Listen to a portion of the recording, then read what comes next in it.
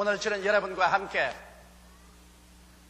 마음의 평화라는 제목으로 은혜를 나누겠습니다. 한 가정의 평화는 그 가족들의 마음 속에 평안이 있어야 그 가정에 평안이 다가오지, 남편과 아내의 마음 속에 불안과 절망이 끓어오르고 있으면 그 가정에 평화가 다가올 수 없습니다. 오늘 이 세상에는 끊임없이 평화를 가져와야 된다고 늘 부르짖고 있습니다. 국가적인 평화, 세계적인 평화, 전쟁을 없애고 분쟁을 없애야 된다고 외치고 있는 것입니다. 그러나 실상으로 이 세상에 분쟁과 전쟁이 끝이지 않은 것은 이 세상에 사는 개개인의 가슴 속에 평화가 없기 때문에 그런 일이 생기라고 있는 것입니다. 어떠한 사람도 그 마음속에 진실한 평화가 없이는 기쁨이라든지 행복이라든지 이러한 것은 절대로 체험할 수가 없습니다. 사람들은 생각이를 더 많은 물질과 지위와 명예와 권세를 얻으면 그들의 생활 속에 행복이 다가올 것이라고 생각하지만 마음의 평화의 기반이 없는 곳에 더 많은 물질이나 지위나 명예나 권세는 행복에 플러스가 되지 못하면, 평화가 있는 것에 물질이나 지위나 명예나 권세는 그 행복을 더 크게 할 수 있는 하나의 플러스 요소가 될지언정 그들 자체가 행복이 될 수는 없는 것입니다. 그러므로 평안이 없는 행복이라는 것은 참으로 거짓된 것입니다. 마음속의 평안은 인간의 기쁨과 행복의 모든 근원적인 조건이 되고 바탕이 되는 것입니다. 그런데 이 세상에 어디에 가서 우리는 이와 같은 평안을 마음속에 받아들일 수 있을까요? 너무나 평안이 없고 요란스러운 세상에 사는 우리들은 이제 평안을 얻겠다는 것에 대해서 체념하고 포기한 상태에 있는 사람들도 많습니다. 저는 오늘 여러분에게 평안을 얻는 길을 말씀해 드리겠습니다. 첫째로 여러분, 사람이 마음속에 평안을 갖기 위해서는 죄책의 문제가 해결되어야만 되는 것입니다. 우리의 조상 아담과 하와가 에덴에서 하나님을 반역하고 선악과를 따먹고 범죄하지 말자 그들이 즉시 느낀 것은 그들은 죄책의 벌거벗음을 느끼는 것입니다. 그들이 벌거벗은 것을 느끼자 말자 죄의 열매인 불안과 공포에 쫓겨서 하나님의 얼굴을 피하여 나무 뒤에 숨을 수밖에 없었습니다. 사람이 죄를 짓고 죄책으로 말미암아 불안과 공포로 쫓겨서 나무 뒤에 숨어서 하나님의 얼굴을 피하게 될 때 그들 속에 이미 행복과 기쁨은 사라져버리고 만 것인 것입니다. 왜냐하면 죄와 죄책이라는 것은 자아의 양심 속에 끊임없는 불안을 가져오는 것입니다. 인간의 마음속에 있는 파수꾼인 양심은 내가 죄를 짓고 있을 때 끊임없이 심판합니다. 이러므로 말미암아 양심 앞에서 감추일 곳이 없는 벌거벗은 그러한 존재가 되어버리고 마는 것입니다. 이래서 늘 양심의 정죄를 받고 마음속에 참된 평화를 가질 수가 없는 것입니다. 또 그뿐 아닙니다. 죄를 짓고 나면 늘 타인에게 이것이 드러날까, 또 법에 잡힐까 두려워해서 언제나 자기 주위를 살피고 몸을 움츠리고 살아야만 되는 것입니다. 이렇기 때문에 조그마한 주위 환경에 무슨 일이 일어나도 마음에 불안하고 초조하기가 끝이 없습니다. 옛말에도 도둑놈이 자기 발이 저린다는 말이 있는 것입니다. 이렇기 때문에 마음속에 죄를 가지고는 참된 평화를 가지고 살 수가 없습니다. 또 나아가서 하나님의 심판에 대한 불안이 그들 마음속에 언제나 있습니다. 아무리 예수를 믿지 않은 사람, 하나님을 공경하지 않은 사람이라도 그들의 마음속에 생내적으로 잠재의식 속에 심판주가 계신다는 것을 무의식 중에서 깨달아 알고 있는 것입니다. 이렇기 때문에 자기의 생활 속에 시험이 다가오고 환란이 다가오고 중대한 사고가 생긴다든지 천재지변이 일어나면 그들의 마음속에 가장 처절하게 느끼는 것은 내가 죄를 지었기 때문에 하나님께 벌을 받는가 보다, 하나님께서 나를 심판하시는가 보다, 하나님의 심판에 대한 뼈저린 것을 느끼지 아니할 수 없는 것입니다. 이러므로 죄를 지은 영혼 속에는 평안이 없는 것입니다. 이러므로 죄의 문제를 해결하지 않고 이 세상에 아무리 평안을, 행복을 가져올 조건을 마련한다 해도 그것은 조금 더 평안과 기쁨과 행복을 가져올 수 없는 것입니다. 이렇기 때문에 우리는 어떻게 할까요? 우리는 죄를 고백해야 되는 것입니다. 하나님께서는 오늘날 천하 만민에게 죄를 고백하고 그 아들 예수 그리스도의 십자가의 보혈의 공로를 믿으라고 초청하고 있는 것입니다. 성경은 요한일서 1장 9절에 만일 우리가 우리 죄를 자백하면 저는 미쁘시고 이로우사 우리 죄를 사하시며 모든 불의에서 우리를 깨끗게 해주시겠다고 말씀하신 것입니다. 이러므로 우리가 예수 앞에 나와서 하나님 앞에 우리의 모든 과거의 죄악을 다 고백하고 하나님 앞에 모든 것을 다 토해놓고 난 다음에 예수 그리스도의 십자가를 바라보고 내 죄를 위해서 가시관 쓰시고 양손과 양발에 대못이 박히시고 십자가에서 몸짓고 피 흘려서 죽으신 예수 그리스도를 나의 죄의 대속물로 받아들이고 믿고 구속주로 여러분께서 시인하면 그러므로 말미암아 우리의 죄가 하나님의 은총으로 말미암아 용서받고 그 마음의 불안 그 자리에 하나님의 성령이 와서 거하시게 되므로 한없는 평화가 마음속에 다가오게 되는 것입니다. 이러므로 여러분 성경에 보면 예수님께서 십자가에 못 박힐 때 우편에 강도한 사람, 좌편에 강도한 사람이 같이 못 박혔습니다. 그들은 그 마음의 죄책과 그 죽음의 절망, 육신의 고통 이런 여러 가지로 말미암아 몸부림치면서 둘이가 다 똑같이 예수 그리스도를 조롱하고 핍박했습니다. 그러나 얼마 있지 않다가 우편 강도에게 하나님의 깨달음이 다가왔습니다. 우리는 우리가 지은 죄로 말미암아 응당 그 보응을 받거니와 이 예수님은 죄를 지은 적이 한 번도 없고 그가 행한 일은 옳은 일밖에 없는데 이러한 고통을 당하는 것은 이것은 마땅하지 아니하다. 그래서 한 번은 좌편 강도가 말했습니다. 네가 그리스도가 아니냐, 네가 하나님의 아들이 아니냐, 너도 십자가에서 내려오고 우리도 십자가에서 내려오게 하라. 그때 우편 강도가 꾸짖었습니다. 야, 이 사람아, 너는 나와 동일한 죄를 짓고 우리의 지은 죄에 합당한 형벌을 받고 있거니와 이분은 죄를 지은 적이 없나니라. 주여, 주의 나라 임하실 때 나를 기억하여 주옵소서.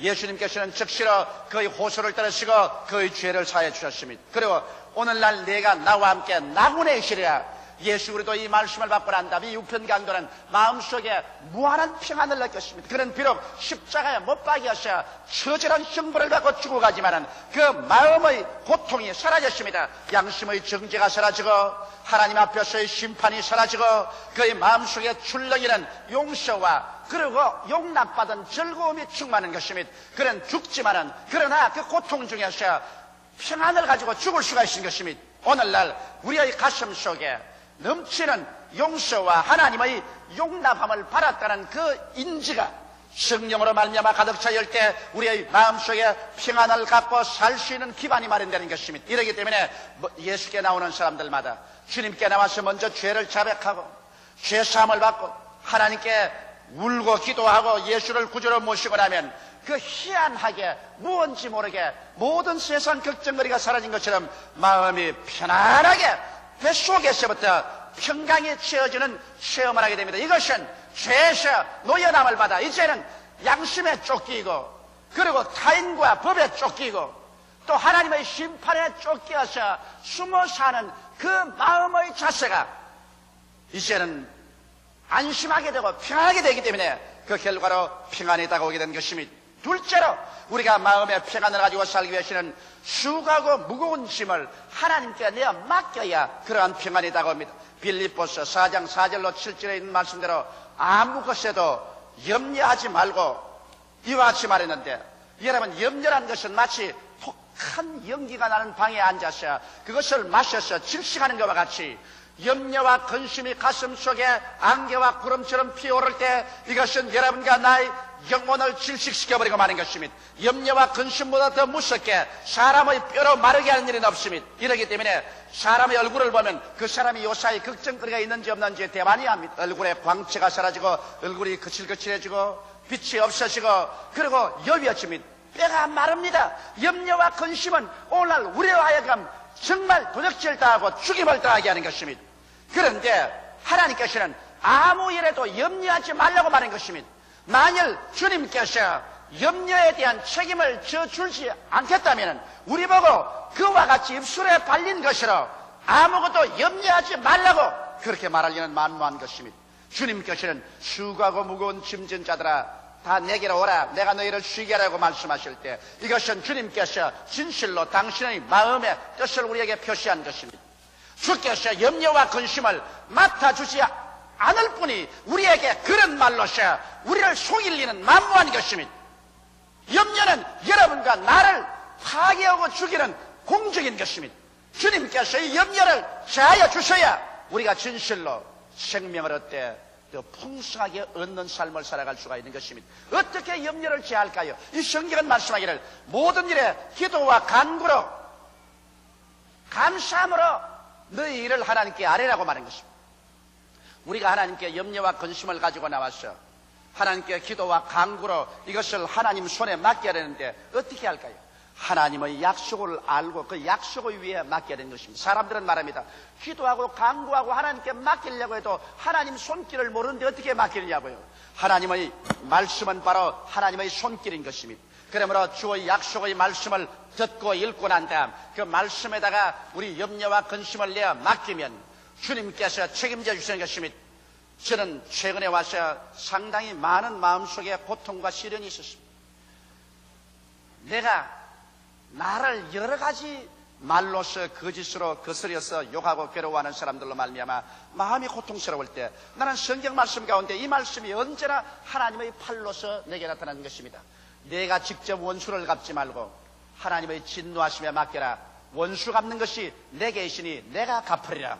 그래서 나는 그 말씀이 하나님이 내게 뻗어놓은 손길입니다. 하나님 절대로 내가 원수 갚아서는 안 됩니다. 주님 원수 갚는 것이 내게 있으니 내가 갚으려 하셨으므로 주여 주님께 내어 맡깁니다. 주님께서 이제 날 대신 원수를 갚아주시고 주님께서 가장 선하게 이끌어 주옵소서. 이 말씀에 내 마음의 원한을 다 실어서 떠나보내버리고 내 마음속에 원한이 사라져버리고 마는 것입니다. 혹은 또한 교회를 회파하려고 하고 하늘나라를 망치려고 하는 이런 일이 있을 때 저는 하나님께 기도할 때 이렇게 말합니다. 성경에 말씀하기를 전쟁은 여호와의 것이라 너희는 가만히 있어 오늘날 여호와께서 너희를 위하여 싸우시는 것을 보라. 나는 이 말씀을 가지고 하나님께 기도합니다. 하나님 전쟁은 여호와의 것이요 여호와께서 우리를 위하여 싸우심이 교회는 여호와의 것이요 성도들도 하나님의 것입니다. 그러므로 하나님께서 교회를 위해서 성도를 위해서 보호하고 싸우지 아니하면 누가 싸워주시겠습니까? 그러므로 저는 하나님께 이 모든 싸움을 맡겨버리고 가만히 있어 여호와께서 주의 몸된 교회를 보호하고 주의 백성들을 품에 안고 지키는 것을 바라봅니다. 주님이시여 이 약속에 의해서 주님께 모든 염려와 근심을 다 맡겨버립니다. 이렇게 기도할 때 주님께서 염려와 근심을 맡아주시는 것입니다. 내가 병이 들었을 때는 주님께 나옵니다. 주님께서 우리 연약한 것을 친히 담당하시고 병을 짊어지고 가셨다고 하셨습니다. 주께서 채찍에 맞음으로 내가 나음을 입었다고 하셨으니 이것이 주의 손길입니다. 우리 아버지여 이 약속의 말씀 위에 나의 모든 연약과 질병을 맡겨버립니다. 이 약속의 말씀, 이 말씀이 내 질병과 연약을 맡아주시옵소서. 그래서 이 말씀 위에 나의 모든 염려와 근심을 기도와 간구로 내어 맡기되 언제까지 기도하느냐? 내 마음속에 인간의 지각을 뛰어난 하나님의 평화가 채워질 때까지 기도하는 것입니다.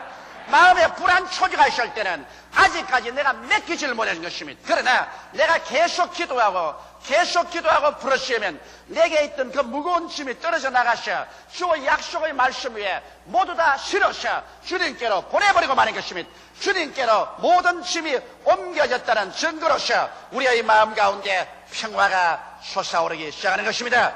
인간의 모든 이성과 감각을 초월해서 시각을 뛰어넘는 하나님의 평화가 우리의 뱃속에서 생수의 강같이 넘쳐흐르기 시작하는 것입니다.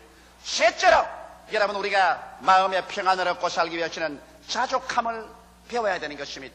우리의 환경 가운데 늘 남하고 비교하고 그러고 난 다음 신세한탄하고 원망 불평하면 절대로 평화가 없습니다. 인생은 이 세상에 살면서 있는 것을 감사함으로 받아들이고 거기에 착하고 충성되게 살아나가면 주님께서 있는 자에게는 더 주겠다고 약속한 것이지 원망과 불평과 탄식으로 있는 것조차 감사하지 아니하고 있으면 하나님께서는 있는 것조차 빼앗아버리겠다는 것입니다. 빌립보서 4장 11절로 13절에 내가 궁핍함으로 말하는 것이 아니라 어떠한 형편이든지 내가 자족하기를 배웠노니 내가 빛에 취할 줄도 알고 풍부에 취할 줄도 알아 모든 일에 배부르며 배고픔과 풍부와 궁핍에도 일체의 비결을 배웠노라. 내게 능력 주시는 자 안에서 내가 모든 것을 할 수 있느니라고 여기에 사도 바울은 외친 것입니다. 비천할 때, 배고플 때, 궁핍할 때, 열등의식이나 좌절감을 갖고 원망, 탄식하고 파괴지게 되지 말며 풍부하고 배부르고 환경이 좋을 때 음란하고 방탕하며 교만하고 그러고 하나님 없다고 하지 않은 이러한 사람이 될 때 그런 생활에 자족하기를 배우는 것입니다. 여러분, 인생을 살면서 인생은 깊은 고를 내려가기도 하고 높은 상목대기의 생활을 체험하기도 하는 것입니다. 그러므로 인생이 배고프고 슬프고 추울 때도 있는가 하면은 풍부하고 배부를 때도 있는 것입니다. 이러할 때 내가 어떻게 생활 처신을 해야 될 것이냐? 예수님을 구주로 모시고 하나님께 전생애를 내놓은 사람은 가난하고 외롭고 고독스럽고 슬플 때는 이 세상에 행인과 나그네요 잠시 잠깐 오면 이 세상을 떠나서 아버지의 예비한 영원한 집이 내게 있는 줄 알기 때문에 기도하고 믿고 이로 말미암아 감사하면 이러한 사망의 엄침한 골짜기를 능히 힘차게 우리는 지나갈 수가 있는 것입니다. 그리고 우리가 풍부하고 배부를 때는 우리가 또 하나님께 기도하면서 풍부하고 배부른 것 이것 아침 안개와 같이 일시에 사라질 수 있고 빈손들 수밖에 없을 때가 온다. 이 세상에 의지할 것 아무것도 없고 이 세상의 부귀영화 공명이라는 것은 꿈결 같은 것이라는 것을 알고 그것은 하나님께로부터 주신 것이니 주의 뜻대로 잘 영광스럽게 사용하고 그리고 그것을 의지하지 않고 하나님만 의지해서 교만하지 않고 그리고 하나님 없다고 말하지 않는 그와 같은 마음의 자세를 가지도록 기도해야 되는 것입니다. 이래서 사도 바울 선생이 말한 것처럼 나는 어떠한 곳에도 만족함을 배웠다.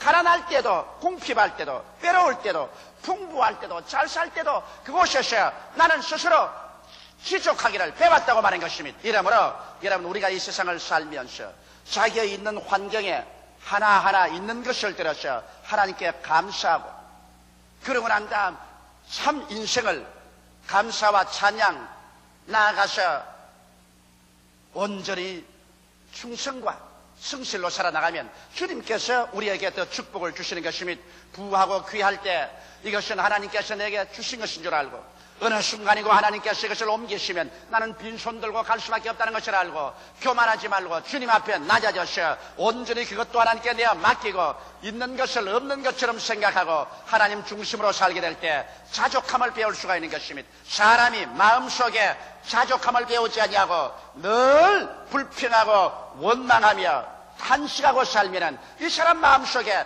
절대로 평안이 없습니다. 여러분의 삶을 남하고 끊임없이 자꾸 비교해서 비교 가난으로 고민하지 말고 여러분의 삶을 하나님 안에서 부유하게 되시기를 주의 이름으로 축원합니다.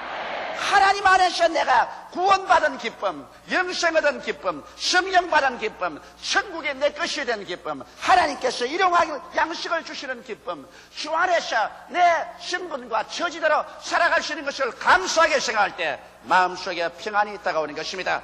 넷째로 여러분은 시기, 질투, 분노를 버림으로 마음속에 평안이 다가옵니다. 남을 부러워하고 그것이 지나 시기, 질투, 분노로 변해서 마음에 쓴 연못이 생기면 이 사람은 마음속에 절대로 평안이 없습니다. 오늘날 수없이 많은 사람들이 그 마음속에 평안이 없는 것은 시기와 질투, 분노 때문에 그런 것입니다. 자기보다 잘 살고 또 성공하고 축복받은 사람이 있으면 어찌하든지 그것을 시기하고 질투합니다. 그러므로 말미암아 자기 자신의 평안을 잃어버리고 단 잠을 자지 못하고 단 음식을 먹지 못하고 스스로 생활 속에 파괴가 다가오는 것입니다. 이와 같은 지혜는 하나님께로부터 준 지혜가 아닙니다. 야고보서 3장 13절로 16절에 너희 중에 지혜와 총명이 있는 자가 누구뇨? 그는 선행으로 말미암아 지혜와 온유함으로 그 행함을 보일지니라. 그러나 너희 마음속에 독한 시기와 다툼이 있으면 사랑하지 말라. 진리를 거스려 거짓말하지 말라. 이러한 지혜는 위로부터 내려온 것이 아니요 세상적이요 정욕적이요 마귀적이니 시기와 다툼이 있는 곳에 요란함과 모든 악한 일이 있습니다. 시기와 다툼이 있는 것에 요란함과 모든 악이 있는데 여기에 평안이 있을 턱이 없는 것입니다. 시기와 다툼은 성경에 분명히 세상적이요 정력적이요 마귀적이라고 말한 것입니다. 도적이 오는 것은 도적질하고 죽이고 멸망시키는 것뿐인데 마귀가 와서 우리에게 평안을 줄 리가 만무한 것입니다. 이러므로 우리의 마음속에 시기와 질투, 이 세상적이고 정력적이고 마귀적인 것을 모두 다 주님 앞에 회개하고 이것을 청산하지 아니하고는 우리의 마음속에 평안이 있을 수가 없는 것입니다. 그런데 사회가 불평등하고 부정의를 가지고 있는데 어떻게 마음속에 시기와 분노를 갖지 않을 수 있습니까? 이런 말을 하는 것입니다. 여러분, 사회의 불평등과 부정의를 고치는 길은 사랑과 대화를 위해서 고치지 시기와 분노로서 사리로 꽉 들어찬 그러한 마음으로 고치지 않는 것입니다. 야고보서 3장 17절 18절에 오직 위로부터 난 지혜는 첫째 성결하고 다음에 화평하고 관용하고 양순하며 긍휼과 선한 열매가 가득하고 편법과 거짓이 없나니 화평케 하는 자들은 화평으로 심어 의의 열매를 거두느니라. 그러므로 의와 화평은 함께 가는 것입니다. 이러기 때문에 위로부터 내려온 이와 같은 하나님의 지혜는 화평이 그 중심을 이루는 것입니다. 평화가 없는 곳에 하나님의 지혜는 일어나지 않습니다. 마음의 시기와 분노, 원한이 끓어오르는 곳에 그것은 세상적이요 정력적이요 악마적인 역사가 일어나지 하나님의 역사는 일어나지 않습니다. 하나님의 역사는 평화 중에 일어나는 것입니다. 예수님께서 제 아들을 찾아와서 너희가 평안할지어다라고 말씀하신 것입니다. 이러므로 우리 가운데 시기와 분노, 질투가 있으면 이것을 모두 다 하나님 앞에 다 토해놓고 회개해야 되는 것입니다. 예수님의 보혈로 씻고 이것을 전부 하나님께 내어 맡겨서 쫓아버려야 되는 것입니다. 왜? 이것은 세상적이요 정력적이요 악마적이기 때문인 것입니다. 그 다음 다섯째로 우리 마음속에 평화를 넘치게 하기 위해서는 성령의 충만함을 받아야 되는 것입니다. 여러분, 예수께서는 말씀하기를 내가 너희를 고아와 같이 버려놓지 않고 너희에게로 오리라고 말한 것입니다. 성령은 바로 보혜사, 우리를 도와주기 위해서 부름을 받고 항상 곁에 계신 분으로서 성령의 가장 처음 임무는 우리를 위로하는 것입니다. 성령은 무한한 위로로서 우리에게 채웁니다. 이러기 때문에 우리의 몸이 아플 때 푹신푹신한 이부자리에 몸을 내어 맡기는 것처럼 여러분, 우리가 세상에 상처 있고 마음에 피 흘릴 때 성령이 그 부드러운 손으로 우리를 안아줄 때 이 세상에 슬픔이 있고 고통이 있고 괴로움이 있음에도 불구하고 그 위로와 평안이 얼마나 부드럽고 푹신한지 모릅니다. 울고 통곡하면서 마음의 위로가 충만해지는 것입니다. 이러기 때문에 스데반 같은 사람이 돌에 맞아 죽으면서도 그런 고개를 들어 위로 쳐보고 아버지여 저들의 죄를 저들에게 돌리지 마옵소서. 내 영혼을 주께 맡기옵나이다. 이렇게 할 수 있는 것은 그 마음속에 성령의 위로가 한없이 부드럽게 붙들어 주었기 때문에 그 무서운 돌팔매질을 견디낼 수가 있는 것입니다. 여러분, 바울과 실라가 매를 맞고 차고에 차이고 빌립보의 옥 깊은 감옥 속에 갇혀서 헐벗고 굶주리고 변대벼락은 기어오르고 고통스러운데도 그들이 기도하고 그 다음 하나님께 찬양을 드리고 그 찬양이 얼마나 은혜로웠던지 그 죄수들이 모두 다 자다가 깨어서 그 찬양을 듣더라고 말한 것입니다. 아마 그 찬양이 은혜롭지 않으셨으면 죄수들이 전비를 하시 이 자는데 밤중에 이 녀석들 예수쟁이 무슨 소리냐 잠잠하지 못해 고함을 쳤을 것인데 그 바울과 실라가 얼마나 성령께 위로를 받아서 성령 충만한 가운데 찬양을 부르니까 죄수들이 다 듣더라고요. 그래서 하나님이 그 찬양에 얼마나 감동을 했던지 손을 들어 빌립보 씨를 흔들어 버리니 전시가 지인으로 뛰어 흔들리고 감옥문이 열리고 차고가 다 풀리고 그리고 하나님의 기적이 빌립보 씨에 일어나게 된 것입니다. 이와 같이 여러분, 우리의 마음속에 하나님의 위로가 다가오면 한없는 평안이 다가오는 것입니다. 나는 예수님을 잘 믿는 부형님의 이야기를 들었습니다. 버스를 타고 먼 길을 가다가 갑자기 내리막길을 버스가 달려가는 가운데 버스에 핸들핀이 빠졌습니다. 운전수가 고함을 쳤습니다. 버스에 핸들핀이 빠졌다. 이제 버스를 컨트롤할 수 없다. 내리막길을 그냥 곤두박질하듯이 버스는 굴러내려갑니다. 모든 사람들이 버스에서 고함을 치며 하나님이여 사람 살려라, 아이고 아버지 어머니 날 살려라 고함칩니다. 그런데 이분은 바로 앞자리에 앉아 있었는데 그 마음속에 갑자기 하나님의 평화가 다가오는데 한없는 평화가 다가와서 이성인지 저성인지도 분간할 수 없는 그 하나님의 부드러운 평화가 그 마음에 가득하여 버서가 마지막 저 밑에 내려가서 고렁탕에 빠져서 뒹굴 때까지라도 마음에 조금도 불안이 없어 평안으로 꽉 들어차고 그리고 아무 상처 없이 걸어 나와서 하나님께 깊이 감사했다는 그 간증을 들었습니다. 그 어른께서는 그 간증을 하실 때 마음속에 어떻게 그렇게 지각을 뛰어난 평화가 넘치는지 몰랐. 우리가 어려운 영을 당할 때 갑자기 성령이 다가오시는 것입니다. 그래서 사탄이 다가오면 성령은 그 사탄보다 더 큰 힘으로 우리를 감싸주는 것입니다. 우리에게 어려운 일이 다가오면 성령은 그 어려운 일보다 더 크게 와서 우리를 감싸주어서 성령이 주시는 그 위로로 말미암아 우리가 마음의 평화를 가지고 어떠한 일에도 당황하지 않고 살아갈 수 있게 만들어주는 것입니다. 이렇기 때문에 주님께서 너희는 예루살렘을 떠나지 말고 아버지의 약속하신 것을 기다리라. 요한은 물로 세례를 베풀었거니와 너희는 몇 날이 못되어 성령으로 세례를 받으려고 말한 것입니다. 성령이 너희에게 하면 너희가 능력을 얻고 여러분께서 위로의 능력, 믿음의 능력, 소망의 능력, 사랑의 능력, 성령이 오셔서 삶의 위대한 능력을 제시해 줌으로 말미암아 성령의 힘으로 평화를 가지고 살 수 있게 되는 것입니다. 삶의 무서운 경쟁, 정신없이 돌아가는 템포, 일의 중압과 스트레스 등 어디를 보아도 마음의 평화를 깨뜨릴 것만 우리 환경 속에 꽉 들어차 있는 것입니다. 그러나 여러분, 저는 태풍이 아무리 요란해도 바다 및 10m 이하만 내려가면 아주 조용하다는 글을 읽어본 적이 있는 것입니다. 여러분의 뱃속에 하나님이 주시는 그 평안을 가지면 이 세상에 아무리 태풍이 요란하게 불어가도 중심의 평화를 갖고 승리롭게 살아갈 수가 있는 것입니다. 다 같이 계시게 기도드리겠습니다. 살아계신 우리 아버지 하나님, 사람이 무엇해도 그들의 생활 속에 평안이 가장 귀한 선물이 없나이다. 온 세상이 요란하고 천지개벽이 일어나는 그러한 환경 가운데 있을지라도 중심이 평안으로 꽉 잡혀 있으면 내 아버지 하나님 유유히 승리로 살아나갈 수가 있습니다.